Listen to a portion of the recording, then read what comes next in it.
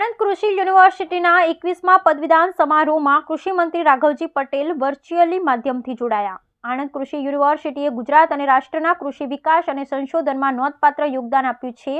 કૃષિ મંત્રી શ્રી રાઘવજીભાઈ પટેલ। આણંદ કૃષિ યુનિવર્સિટીનો 21મો પદવીદાન સમારોહ આજે રાજ્યપાલ શ્રી અને યુનિવર્સિટીના કુલાધિપતિ શ્રી આચાર્ય દેવવ્રતજીની ઉપસ્થિતિમાં આણંદ ખાતે યોજાયો હતો। આ કાર્યક્રમમાં કૃષિ મંત્રી શ્રી રાઘવજીભાઈ પટેલ જામનગર કલેક્ટર કચેરી ખાતેથી વર્ચ્યુઅલી જોડાયા હતા। આ પદવીદાન સમારોહમાં રાજ્યપાલ શ્રી આચાર્ય દેવવ્રતજીએ વિવિધ વિદ્યાશાખાના 580 વિદ્યાર્થીઓને અનુસ્નાતક અને સ્નાતકની પદવી તથા 43 તેજસ્વી વિદ્યાર્થીઓને તેમની શૈક્ષણિક સિદ્ધિ માટે સુવર્ણ ચંદ્રક એનાયત કર્યા હતા। રાજ્યપાલશ્રીએ શ્રેષ્ઠ શિક્ષક, શ્રેષ્ઠ સંશોધનકર્તા અને શ્રેષ્ઠ વિસ્તરણકર્તાનું બહુમાન કર્યું હતું। તેમણે યુનિવર્સિટીના વાર્ષિક અહેવાલનું વિમોચન પણ કર્યું હતું। આ પ્રસંગે વિડીયો કોન્ફરન્સના માધ્યમથી ઉદ્બોધન કરતા કૃષિ મંત્રી રાઘવજીભાઈ પટેલે સ્નાતક, અનુસ્નાતકની પદવી અને ચંદ્રકો મેળવનાર વિદ્યાર્થીઓને શુભેચ્છા પાઠવતા જણાવ્યું હતું કે શિક્ષિત યુવા તરીકેનું વિદ્યાર્થીનું પ્રદાન સમાજ અને દેશના સામાજિક વાતાવરણમાં પણ અવશ્ય પ્રતિબિંબ થવું જોઈએ। પદવી મેળવી અને સારી નોકરી મેળવી કે કારકિર્દીનું ઘડતર કરવા સાથે યુવાનો સમાજ અને રાષ્ટ્ર પ્રત્યેનું ઉત્તરદાયિત્વ પણ નિભાવે તે જરૂરી છે।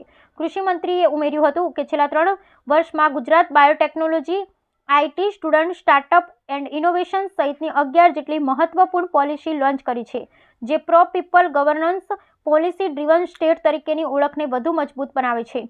ભારત સરકારના સ્ટાર્ટઅપ રેન્કિંગ મુજબ ગુજરાત છેલ્લા 4 વર્ષોથી દેશભરમાં સતત પ્રથમ સ્થાને રહ્યું છે। આણંદ કૃષિ યુનિવર્સિટીનું એએયુ ઇન્ક્યુબેશન સેન્ટર કૃષિ અને સંલગ્ન ક્ષેત્રના સ્ટાર્ટઅપ માટે પ્રશંસનીય કામગીરી કરી રહ્યું છે તેમ જણાવી કૃષિ મંત્રીશ્રીએ કહ્યું હતું કે વર્ષ 2047 સુધીમાં વિકસિત ભારતની આકાંક્ષાને પૂર્ણ કરવા માટે નાના અને મધ્યમ ઉદ્યોગોનું યોગદાન મહત્વનું રહેશે। આ સંસ્થાએ ગુજરાત અને રાષ્ટ્રના કૃષિ વિકાસ અને સંશોધનમાં નોંધપાત્ર યોગદાન આપ્યું છે।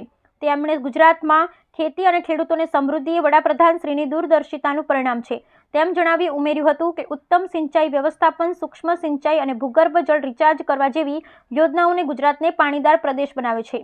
કૃષિમાં ડ્રોનની મદદથી દવાઓનો છંટકાવ સહિત ટેકનોલોજીના પ્રયોગ પ્રધાનમંત્રીશ્રીની પ્રોત્સાહક નીતિનું પરિણામ છે। કૃષિમંત્રીશ્રીએ કહ્યું કે વિના સહકાર નહીં ઉદ્ધાર, સૌનો સાથ સૌનો વિકાસની સહકારિતા ભાવના આપણા સ્વભાવ અને સંસ્કારમાં સહજ રીતે વણાયેલી છે।